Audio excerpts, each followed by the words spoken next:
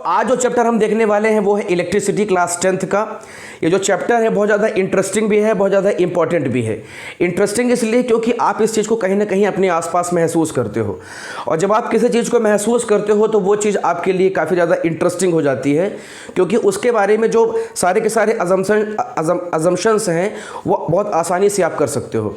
ये तो ही पहली बात। इंपॉर्टेंट इसलिए है क्योंकि आज की ज़िंदगी इलेक्ट्रिसिटी के बिना आप इमेजिन नहीं कर पाओगे, सोच नहीं पाओगे।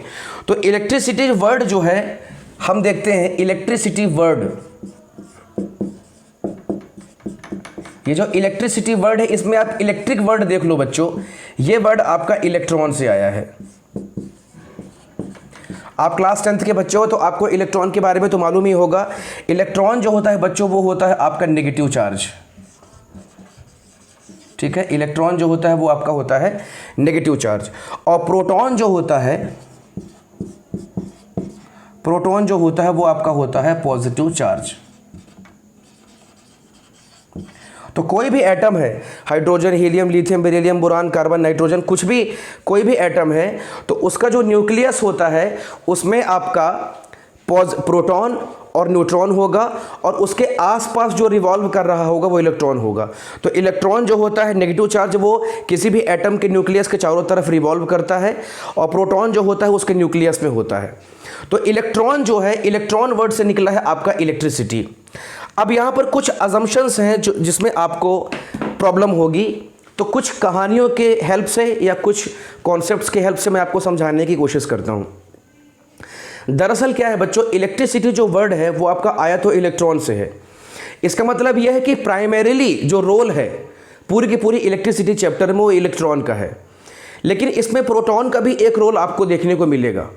प्रोटॉन का रोल जो मिलता है आपको देखने का, वो कब मिलता है, जब आपको करंट के फ्लो होने के डायरेक्शन के बारे में बात होती है। करंट का जो फ्लो होने का डायरेक्शन होता है वो आपका प्रोटॉन के फ्लो होने के डायरेक्शन में होता है, और इलेक्ट्रॉन का जो फ्लो होता है वो करंट के फ्लो होने के अपोजिट डायरेक्शन में होता है।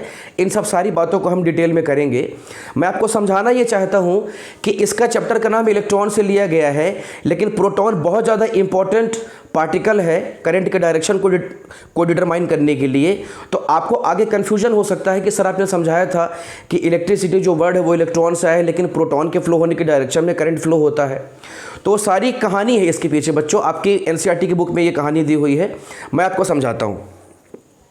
जो फ्रैंकलिन साहब थे, जब उन्होंने पहली बार चार्ज के बारे में महसूस किया था, स्टॉर्मी विंडी डे था, तो पानी झमाझम गिर रहा था, बादल गरज रहे थे, बिजली चमक रही थी, तो जब वो पतंग उड़ा रहे थे उस पतंग का जो स्ट्रिंग था उस स्ट्रिंग से चार्ज जो है वो चार्ज फ्लो हो करके उनके जहाँ पर स्ट्रिंग को उन्होंने होल्ड किया था वहाँ पे आ गया, और वहाँ पे चाबी का एक चाबी लटकी हुई थी मान लीजिए, तो पूरा का पूरा चार्ज जो है उस चाबी में आकर के चाबी में आया, और वो चीज़ उनको महसूस हुई, या कहीं ना कहीं उनको स्पार्क लगा होगा जिसकी वजह से उनको महसूस हुआ कि कोई ना कोई ऐसी चीज़ है जिससे मुझे स्पार्क महसूस हुआ है। वहाँ से जो है पहली बार चार्ज के बारे में किसी प्रकार का कोई अजम्पशन सामने आ पाया। तो फ्रैंकलिन साहब ने बताया कि भाई ये तो नेचुरल चीज़ है, या एक नेचुरल फिनोमिना से निकली हुई चीज़ है, तो इसमें तो कोई नेगेटिविटी नहीं हो सकती। तो वहाँ से फिर ये अजम्पशन लिया गया कि जो पॉजिटिव चार्ज होता है, ध्यान से समझिएगा बच्चों, जो पॉजिटिव चार्ज होता है जिसको आज हम प्रोटॉन कहते हैं, उसका एक्चुअली में फ्लो होता है जब करंट फ्लो होता है सर्किट के अंदर या कंडक्टर मटेरियल के अंदर। इस बात का केवल अजम्पशन लिया गया, मतलब इस बात को माना जाता है, ठीक है, कन्वेंशनली इस बात को हम कंसीडर करते हैं, लेकिन एक्चुअली में क्या होता है बच्चों, एक्चुअली में इलेक्ट्रॉन का फ्लो होता है। इस बात का सबसे अच्छा सबूत मैं आपको समझाता हूँ। कोई भी एटम है तो प्रोटॉन और न्यूट्रॉन उसके न्यूक्लियस में होते हैं। जैसे मैं आपको समझाता हूँ, जैसे आपका हाइड्रोजन का एटम है, इसका एटॉमिक नंबर होता है 1, तो इसका जो न्यूक्लियस होगा इसमें प्रोटॉन होगा, न्यूट्रॉन होगा, और इसके चारों तरफ जो है इलेक्ट्रॉन जो है इसके चारों तरफ वो रिवॉल्व कर रहा होगा।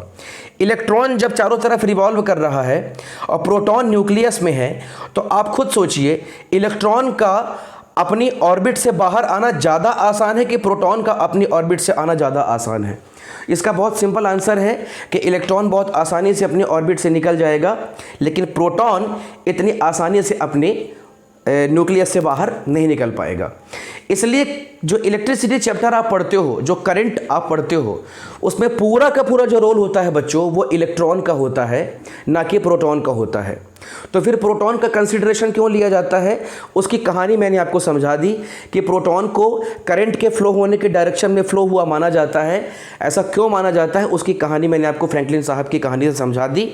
उस वक्त के लोग जो है नेचुरल चीज़ों को पॉजिटिव ही मानते थे, उसमें कुछ नेगेटिव कंसिडरेशन नहीं लेना चाहते थे। इसलिए प्रोटॉन के फ्लो होने के डायरेक्शन को ही करंट का फ्लो होने का डायरेक्शन मान लिया गया, और करंट का जो फ्लो होता है वो पूरी की पूरी इलेक्ट्रिसिटी के लिए रिस्पॉन्सिबल होता है। ये तो आपको पता ही होगा।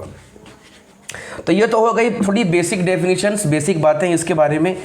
इसके जस्ट बाद मैं आपको बताने वाला हूँ बच्चों करंट के बारे में। करंट को डिनोट किया जाता है आई से, ठीक है। और करंट के दो डेफिनेशंस हो सकते हैं, the rate of flow of charge, the rate of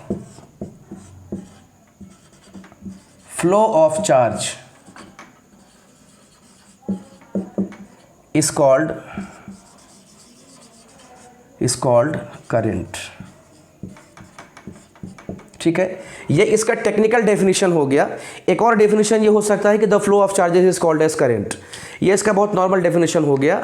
लेकिन जब रेट वर्ड आ जाता है तो टाइम का आ जाता है, क्योंकि कोई भी फिजिकल एक्टिविटी या कोई भी फिजिकल फिनोमिना बिना टाइम के रिस्पेक्ट के हो ही नहीं सकती। ऐसा नहीं हो सकता कि टाइम ना लगे और कुछ हो जाए, है ना। तो रेट वर्ड आया है मतलब टाइम की बात हो रही है। तो जितने चार्जेस आपके फ्लो होते हैं, ध्यान से समझिएगा, जितने भी चार्जेस आपके फ्लो होते हैं कंडक्टर मटेरियल के अंदर, उन सारे के सारे चार्ज वो जब फ्लो होते हैं टाइम के रिस्पेक्ट में, तब जाकर के आपका करंट जो है तो फ्लो होता है, या करंट उस वक्त जो है तो फ्लो होना चालू हो जाता है। तो ये तो हो गया आपका करंट का डेफिनेशन, ठीक है। करंट का को हम डिनोट आई से करते हैं। आई इज इक्वल टू जो होता है बच्चों वो होता है चार्ज डिवाइडेड बाई टाइम। ये आपका डेफिनेशन के हिसाब से इसका मैथमेटिकल एक्सप्रेशन बन गया। Current is equal to charge divided by time, ठीक है। आई यहाँ पे जो है आई वो करंट है। इसका जो यूनिट होता है, इसका यूनिट जो होता है वो होता है आपका एम्पियर।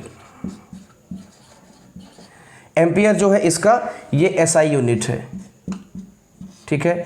उसके बाद चार्ज, ये क्यू जो है आपका ये रिप्रेजेंट कर रहा है किसको, चार्ज को, मतलब ये क्यू जो है यहाँ पे चार्ज को रिप्रेजेंट कर रहा है।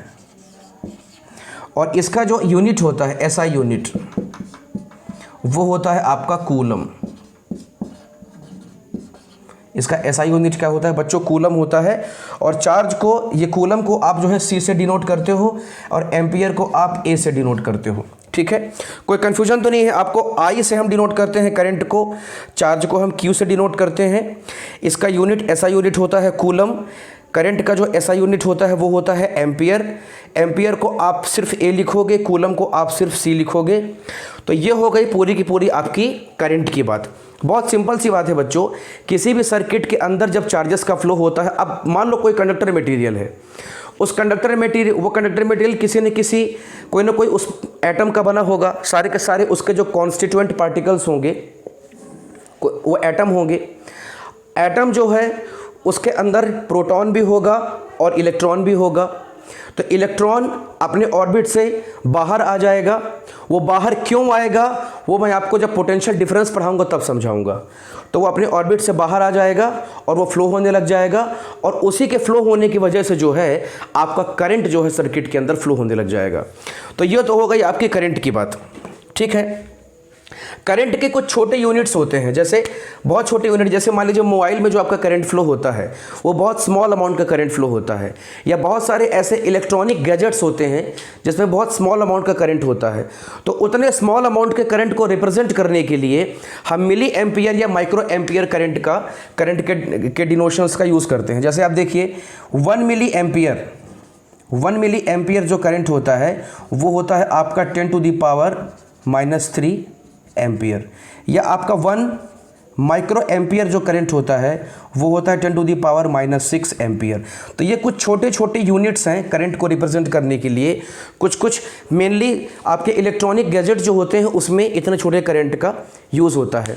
दो तरह के आप अप्लायंसेस आपके घर में होते हैं, एक तो होता है इलेक्ट्रिकल कंपोनेंट और एक होता है इलेक्ट्रॉनिक कंपोनेंट। इलेक्ट्रॉनिक कंपोनेंट जो होता है बच्चों वो बहुत स्मॉल गैजेट्स जो खिलौने के होते हैं, मोबाइल होता है, लैपटॉप होता है, कंप्यूटर होता है, उन सारे के सारे गैजेट्स को हम इलेक्ट्रॉनिक बोलते हैं या इलेक्ट्रॉनिक्स के अंदर वो आता है। और इलेक्ट्रिकल जो आपके बिग साइज़ जो जाइंट साइज़ मशीन होते हैं या मीडियम साइज़ भी जो मशीन्स होते हैं, जैसे मोटर हो गया, जनरेटर हो गया, ठीक है, या आपके ट्रांसफार्मर्स हो गए, तो इनके जब आप बात करोगे तो इसमें जो कंपोनेंट्स लगे होते हैं इलेक्ट्रिकल कंपोनेंट्स लगे होते हैं, या उसकी पूरी स्टडी को हम इलेक्ट्रिकल नाम से रिप्रेजेंट करते हैं। तो उम्मीद है कि आपको ये बात समझ में आ गई होगी। टी जो है टाइम का भी एसआई यूनिट आपको पता होना चाहिए। टाइम जो है आपका इसमें हमेशा आप इसका जो यूनिट होता है टाइम का वो आप लोगे सेकंड, और सेकंड को आप एस से डिनोट करोगे, तो इसका एसआई यूनिट जो होता है टाइम का वो होता है सेकंड। तो ये तो हो गई करंट के बारे में पूरी बात, ठीक है। एक बात और आप याद रखोगे कि किसी भी सर्किट के अंदर करंट का जो मेज़रमेंट होता है वो हम करते हैं अमीटर से, ठीक है। अमीटर एक डिवाइस होता है, तो किसी भी इलेक्ट्रिकल सर्किट में हम उसको सीरीज़ में लगाते हैं और करंट का मेज़रमेंट करते हैं। मैं अभी आपको समझाता हूँ। देखिए बच्चों, मैं आपको समझाता हूँ कि अमीटर क्या होता है, क्योंकि करंट की जब हम बात कर रहे हैं तो करंट को हम सर्किट के अंदर किससे मेज़र करते हैं उसको भी समझना ज़रूरी है। तो ये आपका इलेक्ट्रिकल सर्किट मैं बना रहा हूँ आपके सामने,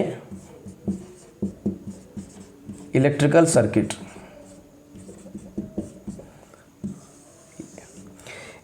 इसमें आपका एक मैंने बल्ब ले लिया, यहाँ पे मैंने लगा दिया एक बैटरी, ये इसका पॉजिटिव टर्मिनल, ये इसका नेगेटिव टर्मिनल, यहाँ पे मैंने लगा दिया स्विच, और यहाँ पे मैं लगा देता हूँ अमीटर। ये पॉजिटिव, ये नेगेटिव, ये पॉजिटिव, ये नेगेटिव, ये आपका हो गया अमीटर, ये हो गया बल्ब, ये हो गया आपका स्विच, ठीक है। स्विच आप लोगों ने पहले ही पढ़ा है बच्चों, सर्किट को ऑन करने के लिए, ऑफ करने के लिए हम स्विच का इस्तेमाल करते हैं। ये हो गया आपका अमीटर। अमीटर का जो कॉन्सेप्ट है वो आप बच्चों यहीं से समझ लीजिए तो आपको समझ में आ जाएगा, ठीक है। अमीटर का कॉन्सेप्ट आप यहीं से समझ लीजिए।